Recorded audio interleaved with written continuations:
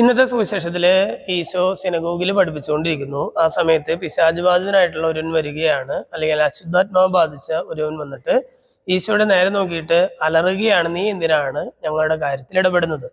ദൈവം പിശാചിന്റെ കാര്യത്തിൽ ഇടപെടുന്നതിലുള്ള ഒരു ഒരു അസ്വസ്ഥതയാണ് അദ്ദേഹത്തെ കൊണ്ട് അങ്ങനെ പറയിച്ചത് എന്ന് നമുക്കറിയാം. എന്നിട്ട് ഇദ്ദേഹം പറയുകയാണ്, ഈ അശുദ്ധാത്മാവ് ബാധിച്ച മനുഷ്യൻ പറയുകയാണ്, നീ ആരാണെന്ന് എനിക്കറിയാം, ദൈവത്തിന്റെ പരിശുദ്ധനാണ്. ഈശോ വളരെ കൂളായിട്ട് പറയുകയാണ്, നീ ആരോടും സംസാരിക്കരുത് എന്നുള്ള രീതിയിലൊക്കെ അവനെ താക്കീതൊക്കെ ചെയ്യുന്നുണ്ട്.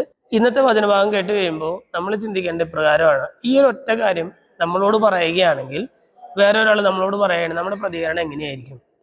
നീ ആരാണെന്ന് എനിക്കറിയാം, നിന്റെ ഉള്ളിലിരിപ്പ് എന്താണെന്ന് എനിക്കറിയാമെന്ന് ഒരാൾ നമ്മളോട് പറയുകയാണെങ്കിൽ ശരിക്കും നമ്മൾ പതറിപ്പോകുമോ? അതോ നമ്മൾ ഈശോയുടെ പോലെ ഭയങ്കര സ്ട്രോങ് ആയിട്ട് നിൽക്കുമോ?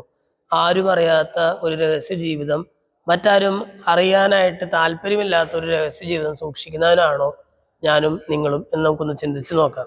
നീ ആരാണെന്ന് എനിക്കറിയാം, ദൈവത്തിന്റെ പരിശുദ്ധൻ എന്ന് പറയുമ്പോഴും ഈശോ വളരെ കൂളായിട്ട് അദ്ദേഹത്തെ നേരിടുകയാണ്, അല്ലെങ്കിൽ അദ്ദേഹത്തോട് സംസാരിക്കുകയാണ്, സംസാരം തുടരുകയാണ്. നമ്മുടെ ജീവിതത്തിലും മറച്ചു വെക്കാത്ത ചില കാര്യങ്ങൾ, ഒളിച്ചു വെക്കാത്ത ചില രഹസ്യ ജീവിതങ്ങൾ നമ്മുടെ ജീവിതത്തിൽ ഉണ്ടാകാതിരിക്കട്ടെ. അപ്പോൾ എല്ലാവരുടെ മുമ്പിലും തെളിമയോടെ ജീവിക്കാനായിട്ട് നമുക്ക് സാധിക്കും. ഭയങ്കരമായിട്ടുള്ള ആത്മവിശ്വാസത്തോടെ ജീവിക്കാനായിട്ട് നമുക്ക് സാധിക്കും. അതിന് നമുക്ക് ഓരോരുത്തർക്കും സാധിക്കട്ടെ എന്ന് ആശംസിക്കുന്നു. ദൈവം നമ്മെല്ലാവരെയും സമൃദ്ധമായിട്ട് അനുഗ്രഹിക്കട്ടെ.